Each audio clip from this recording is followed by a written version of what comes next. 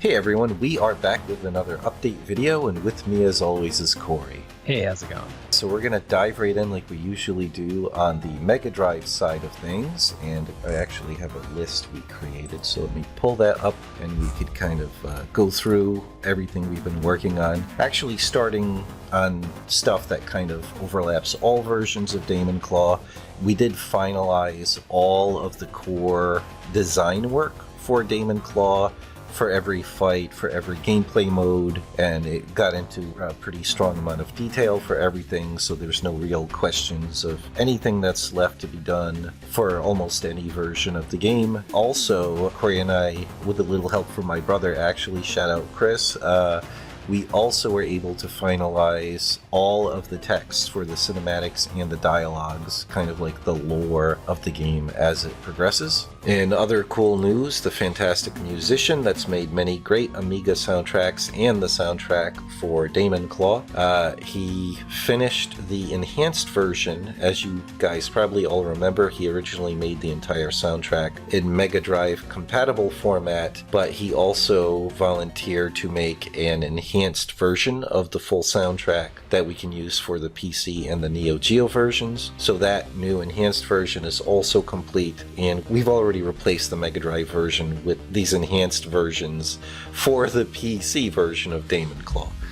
Alright, now back to Megadrive specific stuff. In regard to the final boss fight, now about 98% of all behaviors are done. There's only a tiny bit left of one of the remaining behaviors, and even though those weren't all implemented and we're super close now, we're already in the second round for all of the other behaviors that had been done of playtesting and fixing and iterating.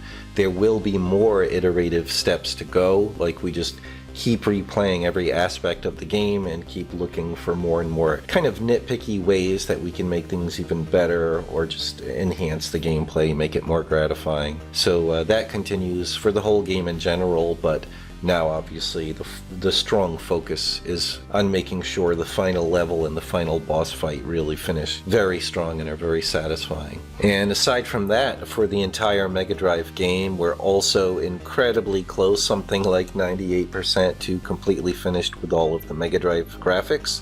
There's literally, I think, like one epilogue screen that's like a bonus on top of other things for when you beat the game in the hardest setting. Aside from that, everything is at least partially implemented. Most of it is not only fully done, but very well polished to a very shippable level. But as we continue with the whole game, any tiny little thing we see that can be made even better, we tend to do that. But it's really shaping up strongly, and now we're so close to done with the graphics that really helps toward something we're going to get at soon when we're done with this Megadrive update list, and that's telling you guys and showing you what we've started doing for the Neo Geo version. Aside from that, now that the final boss is so close to finished, the boss rush mode is now fully functional, as is the survival mode, and as I said, we keep working on polishing things up. And another great idea Corey had for additional polish for the intro of levels that also really helps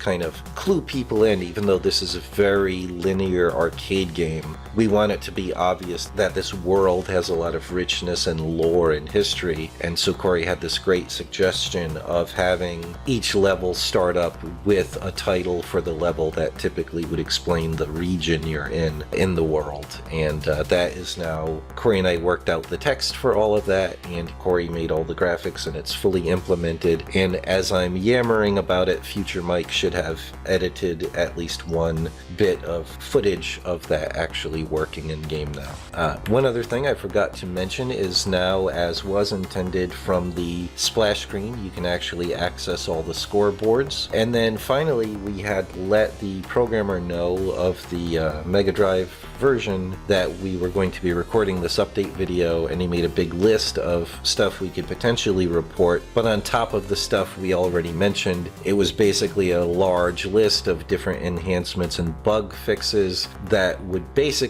take so long to explain, or just goes into too much of a granular level of detail. But suffice it to say, the important thing is, like we've said, we're not just working with them to get the little few remaining bits implemented into the game, but this whole time we and they continue making every effort to keep polishing up everything that's already been there for a long time, and that's all going very well. And finally, on to Neo Geo. That's the big news. We mentioned it in the last video. This time we can actually show a little bit, but we still can't show too much yet because we don't want to spoil what will be coming up in the next video and the ones beyond, but we will be showing a little bit. So as I hinted at before, because the Megadrive graphics are so close to done, Corey has been able to start moving over to making the Neo Geo specifically enhanced versions of the graphics that start as the Megadrive version of graphics because the resolutions are identical, and then just put full use to the drastically higher color depth that the Neo Geo can handle, and the fact that on the Neo Geo any graphical element can be 16 colors but can use pretty much its own entire separate set of 16 colors from everything else, which is pretty crazy. I think literally the technical limit I think is 256 separate 16 color palettes can be displayed at the same time. It's pretty absurd.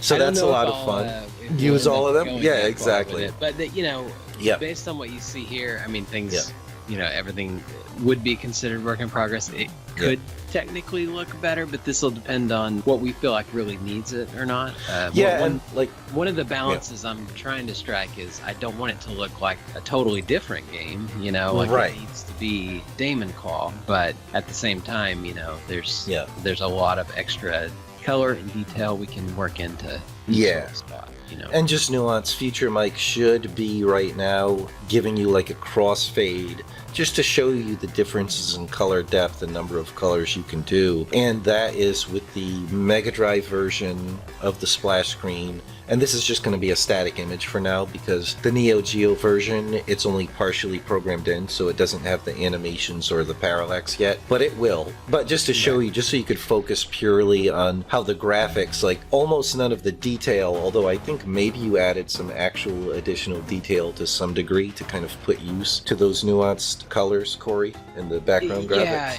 In some a really few nice spots, at least on the title screen. I did like in the sky and really pretty stuff. The road texture and things like that. So there was a probably more than you would think at a glance. But I think the people who play it, you know, especially eventually when they're able to just play both of them, they'll definitely notice all of that. Yeah, exactly. And it was a real pleasure for me to update, because I'm the one that had done the graphics for the hero himself, Elric, there for the splash screen. And with the Megadrive, you're really dealing with a very limited color depth, a total of 512 colors. Most of them are very saturated, so getting nice natural skin tones can be very challenging. And just the ability to have that drastically higher ability to have much more nuanced colors, it allowed you to get some really beautiful stuff going on in the environment. And you know, like I said, it was just a joy to just be able to get the exact color you want per color index, instead of constantly be wrestling with what is the best I can do with what's available. And that's a key. That's one of the reasons Corey is so damn good at making games for low color systems with low color depth, is he's willing and he has the passion and the patience to put in that extra work. It's not just about kind of drawing something and then picking the final color that I guess I have to settle for that, it's close enough. He'll hand sculpt and evolve the art to work best with the colors that are actually possible. So it's like finding the best combination of the colors that are available and what you can do with those colors to get the best variant of the kind of effect you're after. And as always, superb stuff, Corey. But it is also fun sometimes to take those graphics where you had those limitations and to just be able to slide that slider, the RGB slider, nice and smooth, and get the colors exactly the way you would have wanted them. And that's been a lot of fun. But yeah, unfortunately, there's not much we can show beyond that right now. Like I said, I don't want to spoil stuff that's coming up in the future update videos, but expect to see reports and hear reports for Neo Geo every update video now, which is definitely exciting. There'll be a lot more of that in upcoming videos, and I think that's pretty much it for this one. So as always, thanks so much for watching. Thanks for your support, and we'll be back soon with another update. If you enjoy our content and want to keep up to date on our games, please leave a like and subscribe. Also, if you want to support our projects, consider becoming a patron. The link's in the description, and we'll see you soon.